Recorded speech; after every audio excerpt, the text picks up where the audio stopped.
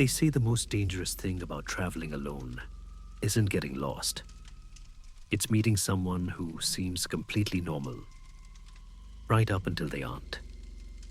I used to think I understood loneliness, that I could read people, trust my instincts. But last summer proved me wrong.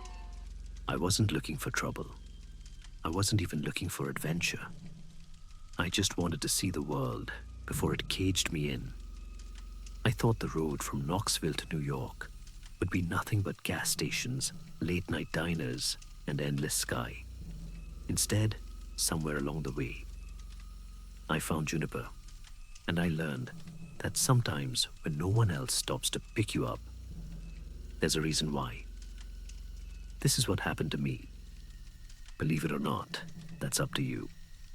But if you ever find yourself alone on a quiet road and you see a bus stop where there shouldn't be one, keep walking. I spent last summer hitchhiking from Knoxville to New York. I had just finished my sociology degree, and before getting sucked into a 9-to-5, I wanted to do something that felt like a final breath of youth. I'd always loved traveling without a plan.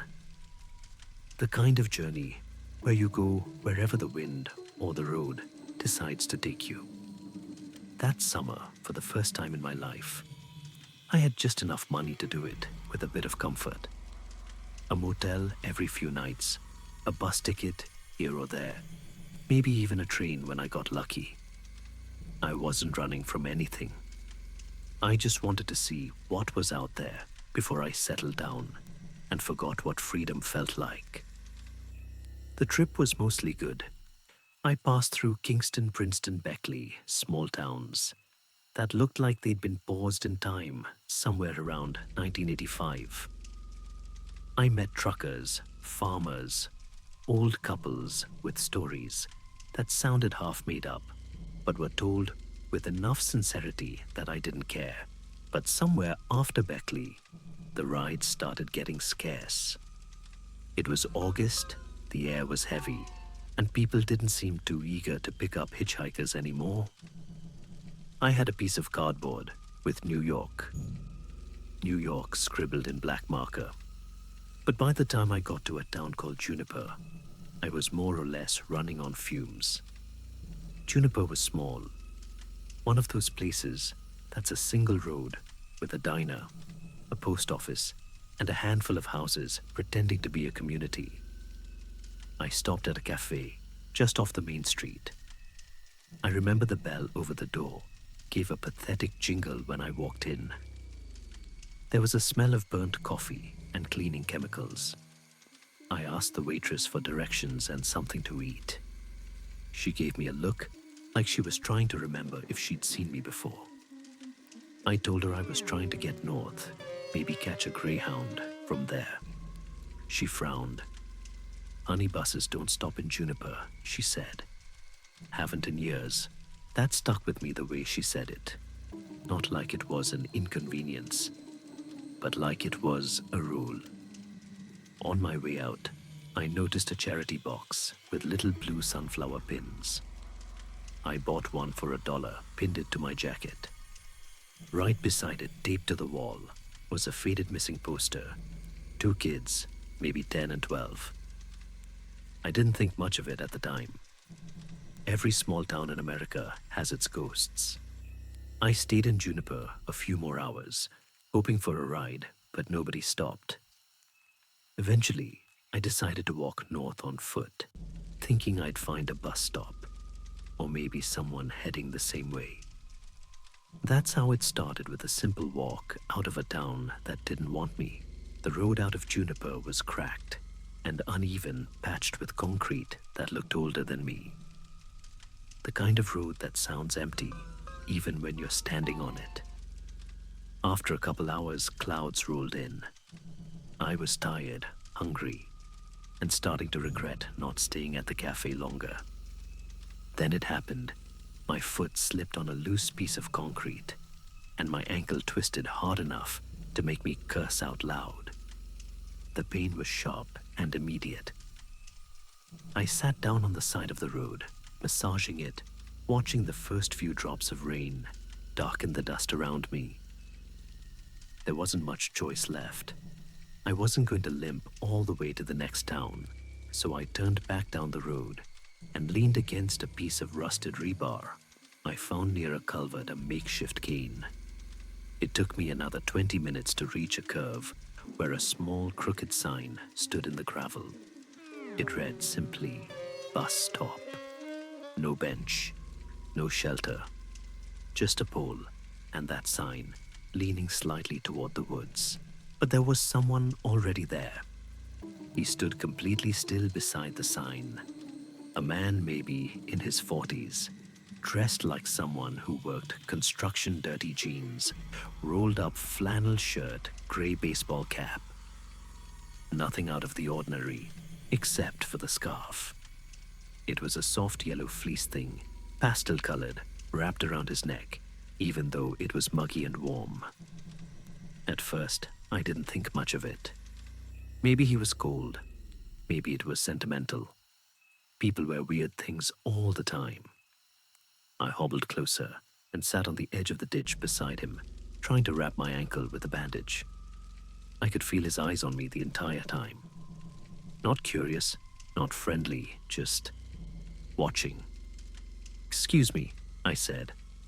"Do you know when the next bus gets here?" He didn't answer, didn't even blink. "Sir," I tried again. Nothing. No nod, no shake of the head. He wasn't ignoring me. It was worse than that.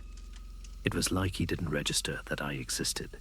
So I sat there in silence, pretending to be fine, while every instinct in my body told me to keep walking. An hour passed. The sun dipped below the trees, and the sky turned into that kind of dark blue that feels colder than night itself. The man hadn't moved, not once. He just stood there, pacing every now and then, small steps back and forth, and always staring at me when I wasn't looking directly at him. I started to notice strange things. The way he blinked, not both eyes together, but one at a time, out of sync, like his brain couldn't decide which one to control. And his breathing. It was shallow, rapid, and made this faint whistling sound, almost like air squeezing through a crack. That's when I realized I hadn't seen a single car pass by for almost 20 minutes. The world had gone quiet, except for him. It was fully dark when he finally moved. He stepped closer, not fast, just deliberate, and grabbed the metal signpost beside him. Then, with almost no effort, he pushed it over. The pole bent and fell with a dull clang into the gravel.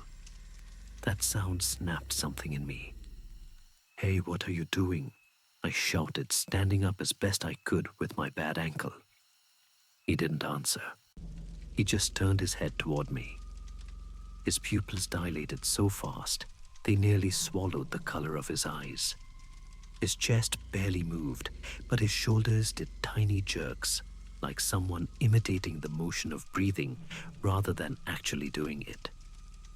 I backed away, gripping my makeshift cane. "Listen, man, I don't want any trouble." He stopped moving entirely. Not even his chest rose anymore. Then, before I could blink, he lunged. The man in the yellow scarf, Part 2. He hit me harder than I thought a man his size could. We both went tumbling down the slope beside the road, gravel scraping my arms, branches snapping under us. The fall knocked the breath out of me.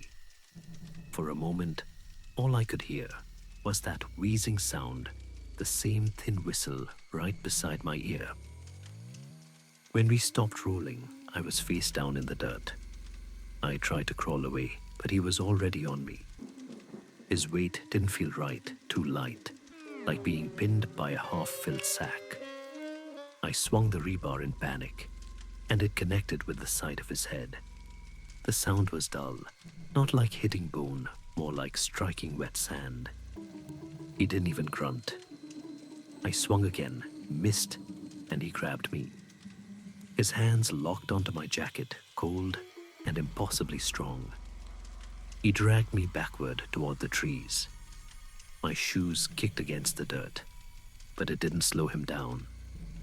I remember screaming, but the sound died in the thick air of the forest. The light from the road faded behind me. My backpack straps snapped, and I tried to twist out of my jacket. It worked. I slipped free, rolled over, and scrambled into the brush. My ankle screamed with pain, but adrenaline kept me moving. For a second, I thought I'd lost him. Then, I heard that quick, stuttering breath right behind me. He lunged again and grabbed my leg. The world spun as he yanked me down, dragging me deeper into the woods. I clawed at roots, rocks. Anything but my fingers just tore open. I could smell the soil wet and rotten.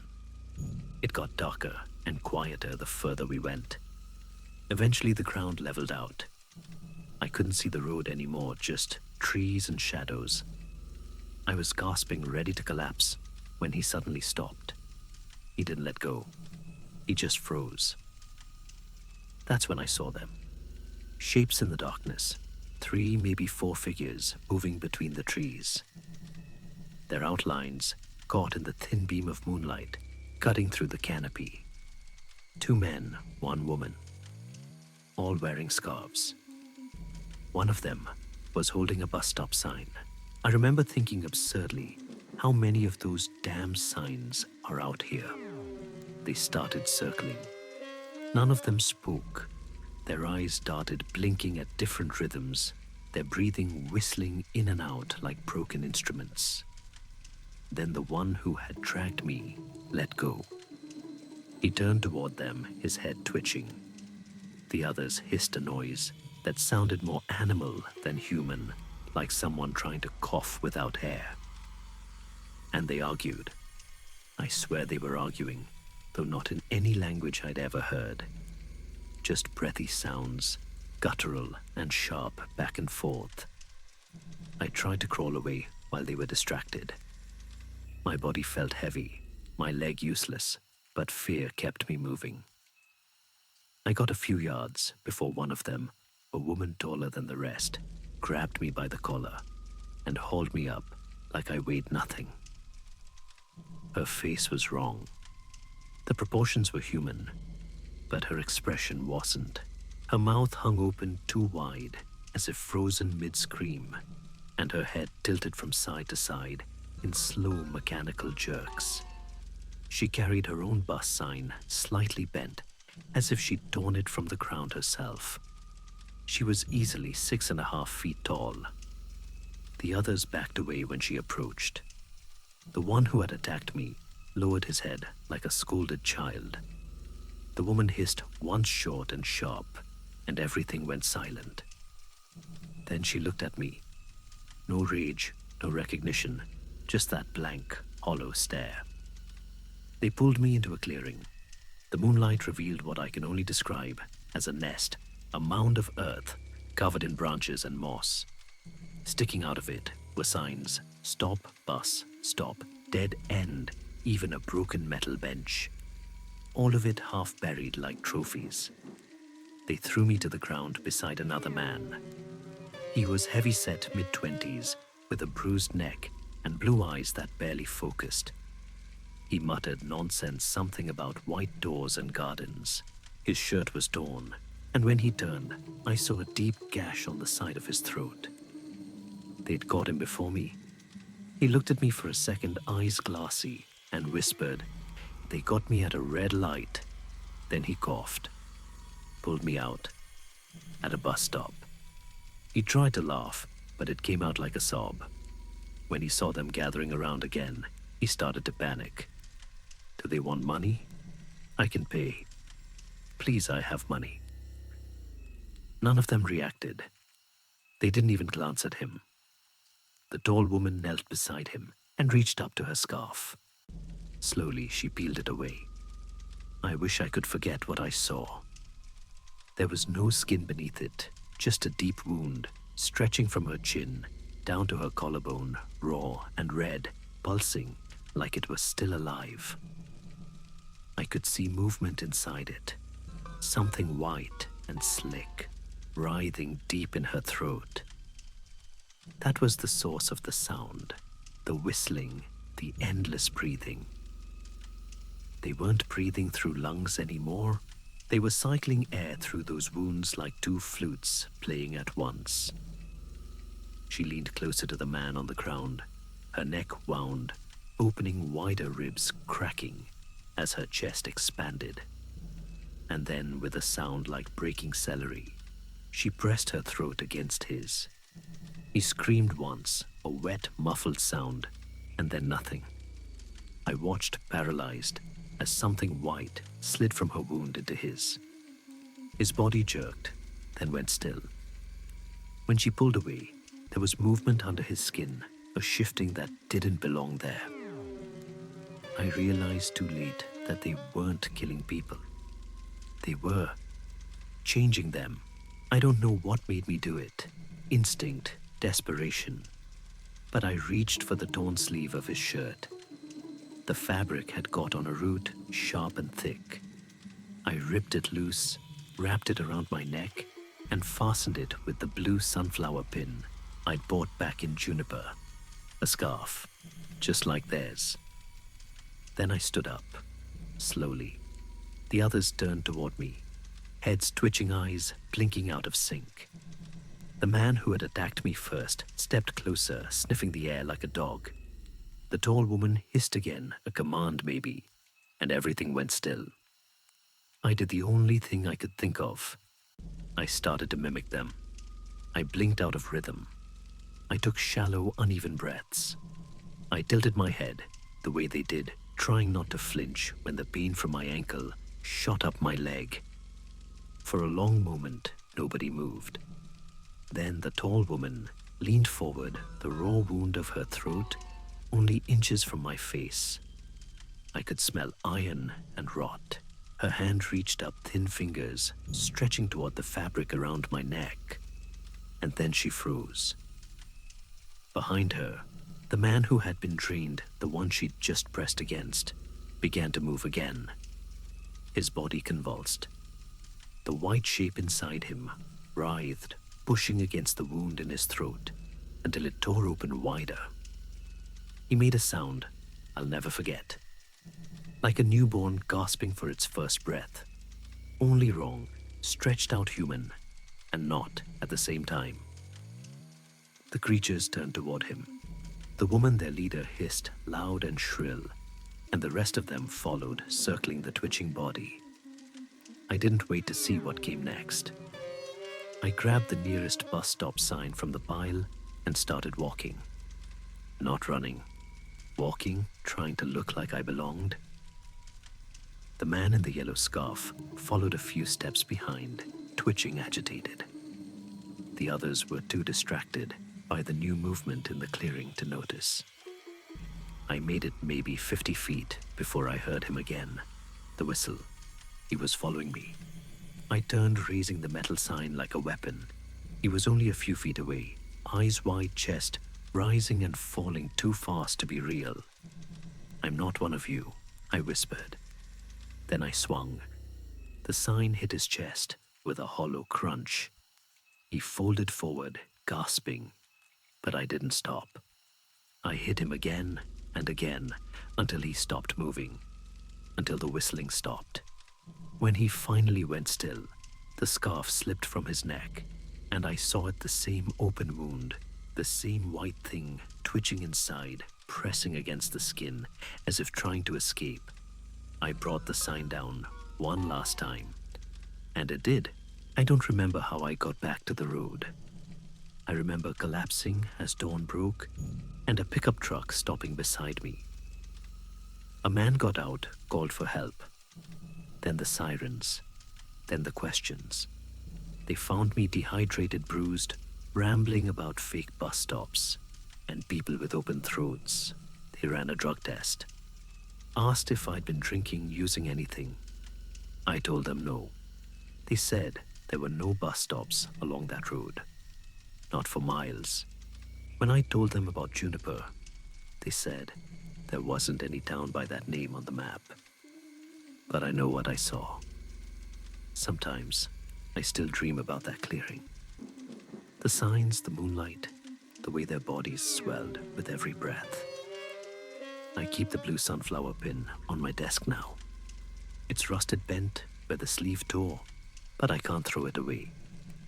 Every once in a while, when the house is quiet, I swear I can hear it, a faint whistle in the air, like someone trying to breathe through a wound that never healed. And I know they're still out there, waiting by the road, for someone who stops long enough to ask when the next bus is coming. I've told this story more times than I should have, but every time I do, I feel like I'm daring something to listen. I've tried to convince myself that I imagined it. The fake bus stop, the man in the yellow scarf, the sound of breathing through a wound. But then I hear it again. Late at night, when the world is silent, there's a faint whistle in the air, steady, patient waiting. And I know they're still out there. They never needed the buses. They only needed us to stop. So if you're ever driving north and see a crooked sign by the road, no bench, no shelter, just a pole leaning toward the trees, don't look twice. Don't wait for anyone. And whatever you do, don't ask when the next bus is coming.